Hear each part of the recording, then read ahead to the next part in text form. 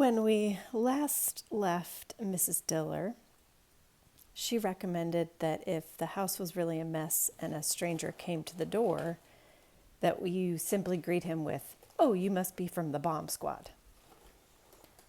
So now we continue. Beauty and the Beast. I've got a face like I have, diary type, a line a day. So I clean the mirror. If you've got a face like I have, diary type, a line a day, clean the mirrors often. I don't panic easily, but dusty wrinkles? To get that beauty rest that will keep you as lovely as I am, try the following tricks. Number 1, if you want to rest and still look busy, sit and fold diapers. I sat and folded diapers for 3 years after the last kid was trained. When you want to read, sit in front of a bookcase with a dust cloth in your hand and books spread all over.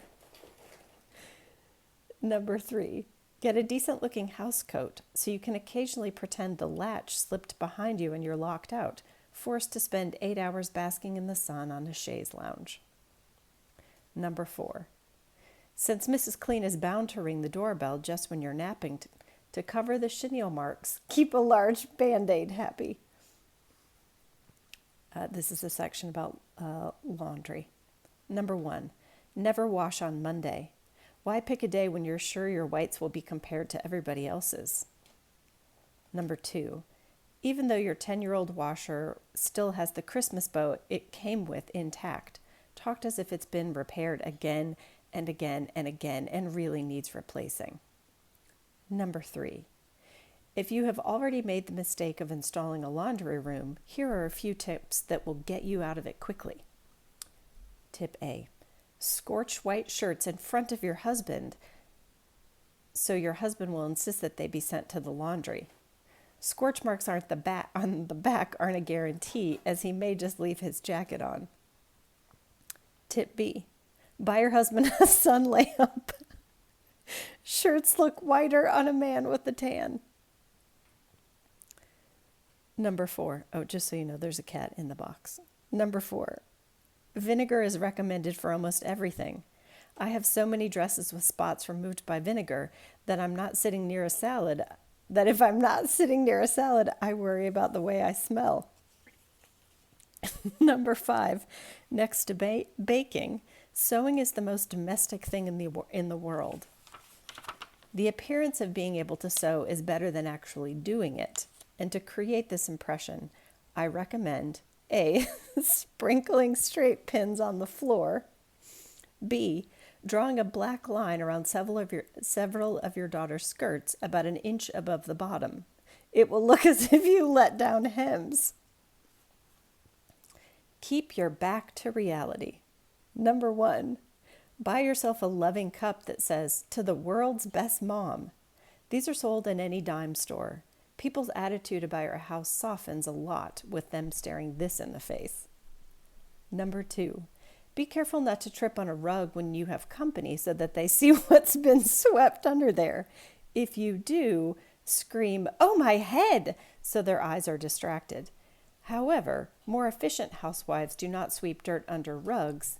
They just push it down the cold air ducts. Number 3, keep a Goodwill bag in your bedroom. It gives the impression that all the mess is going to a worthy cause. Number 4, if your house is a mess, don't use the excuse, "I'm in the midst of spring house cleaning." Because if any of your kids are nearby, one of them is too apt to say, "Mother, what's spring house cleaning?" If you misspell a word, just say, "I couldn't find it in the dictionary." You don't have to say that you couldn't find the dictionary. Number 6, have a lot of souvenirs from far off places, even if you've just sent for them from a mail order house. It will give the impression of you being a world traveler who hasn't been home long enough to have a thoroughly cleaned house.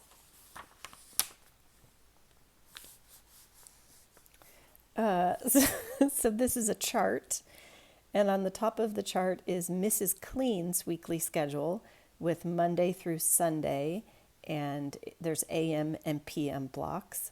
And then there's a line of marching ants. And then there's Phyllis's weekly schedule, which also has AM and PM Monday through Sunday. Mrs. Clean's weekly schedule: Monday AM, wash. Monday PM, fold and sprinkle clothes. Phyllis's weekly schedule: Monday AM, send laundry out and go back to bed. PM, nap. Mrs. Clean, Tuesday, iron. Tuesday PM, put clothes away. Phyllis, Tuesday AM, throw returned laundry under bed. Tuesday PM, take scheduled makeup nap you missed last week. Mrs. Clean, Wednesday AM, light cleaning and clean the drawers. PM, wash and set hair. Phyllis, Wednesday AM, stuff everything in drawers. Wednesday PM, beauty parlor. Mrs. Clean, Thursday AM, light cleaning. Thursday PM, woman's club. Phyllis, Thursday AM, rake living room. Thursday PM, beauty parlor.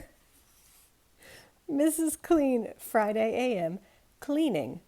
Friday PM, brisk walk in fresh air.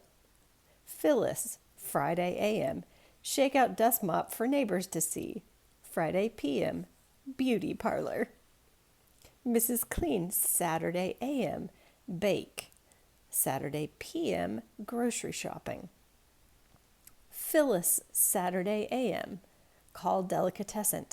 Saturday PM, beauty parlor, estimate completed. Mrs. Clean, Sunday AM, family, church. Sunday PM, 2 hours of concentrated culture. Phyllis, Sunday AM, forced family time. Sunday PM, read the funnies.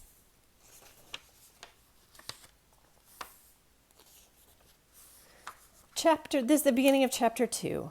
What to say what to say when a moth flies out of the oven. And this is the little poem that begins it. If oven lights up, so you see what you bake, remove the bulb for heaven's sakes. That's from The Misery of Eating. Every time I go near the stove, the dog howls. My next house is going to have the kitchen upstairs, so I don't have to keep running into it. I'm such a lousy cook, I can't even say to Fang, if you don't work, you don't eat. It's no threat. In our house, we have Alka-Seltzer on tap. If you cook like I do, the best thing I can tell you is to not be sensitive. Here are some of the insults I've had to overlook.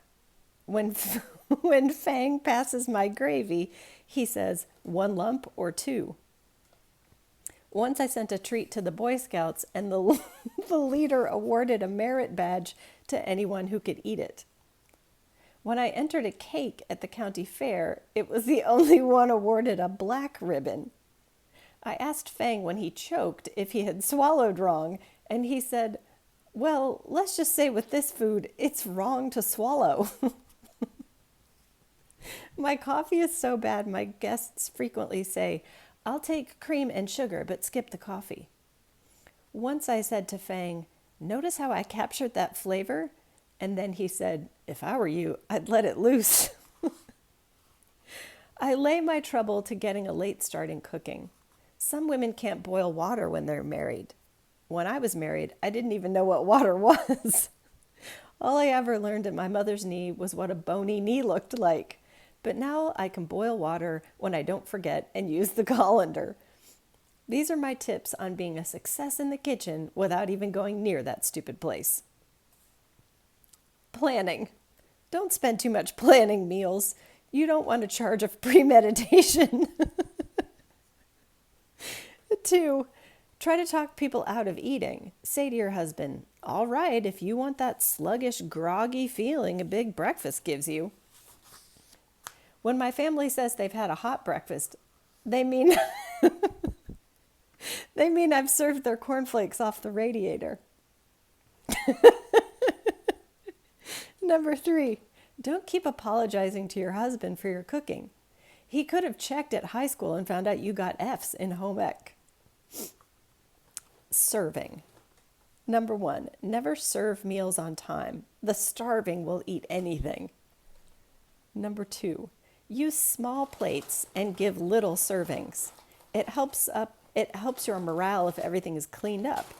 I serve my meals on coasters.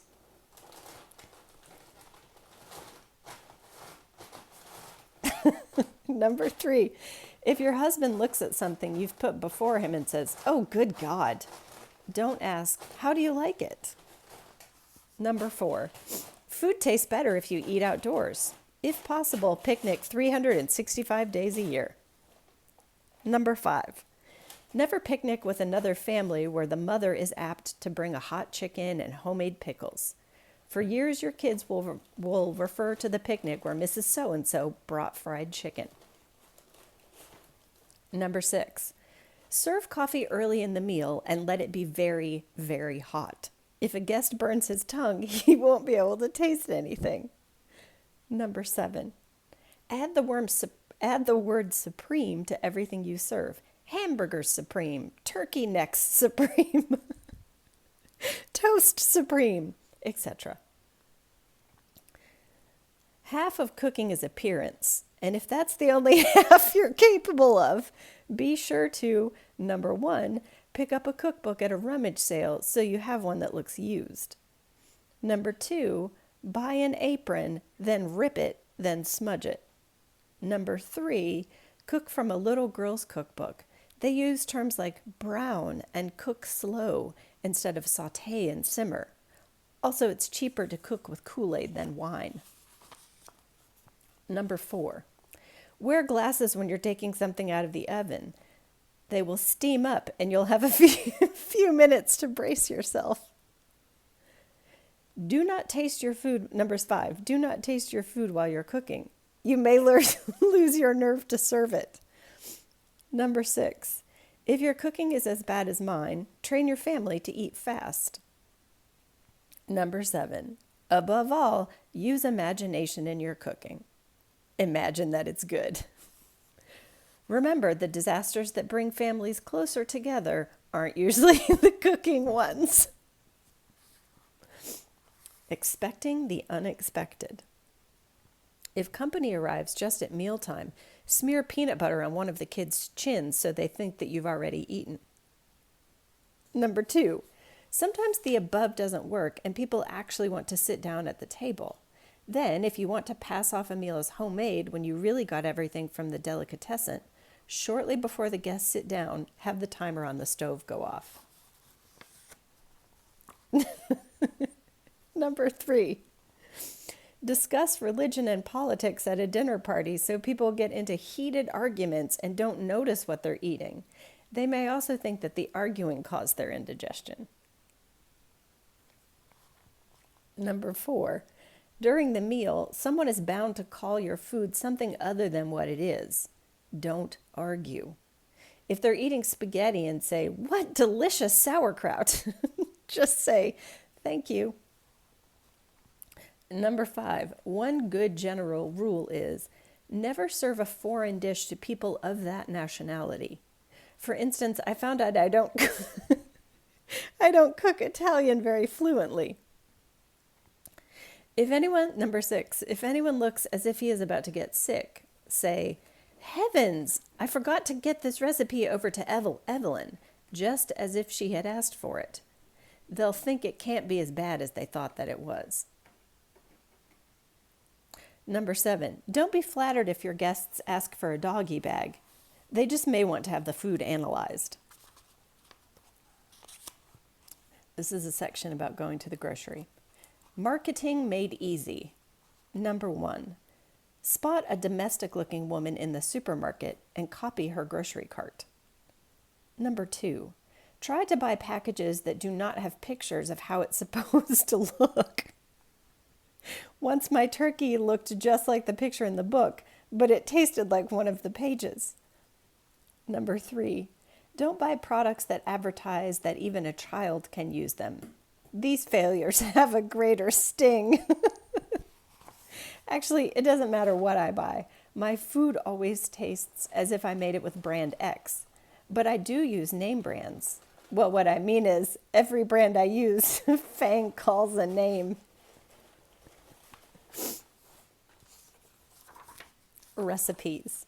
Later in this book, page 52, I have noted some of my most successful recipes.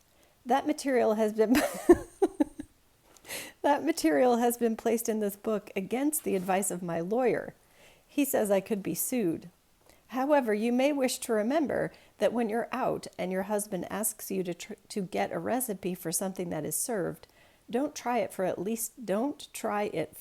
least a year to make sure he's forgotten what it is that it's supposed to taste like. Of course, after he eats it, he will scratch it off the list. Don't bother to recopy it. It probably won't turn out any better the next time. Now turn to page 52 and bon appetit. Okay, page 52.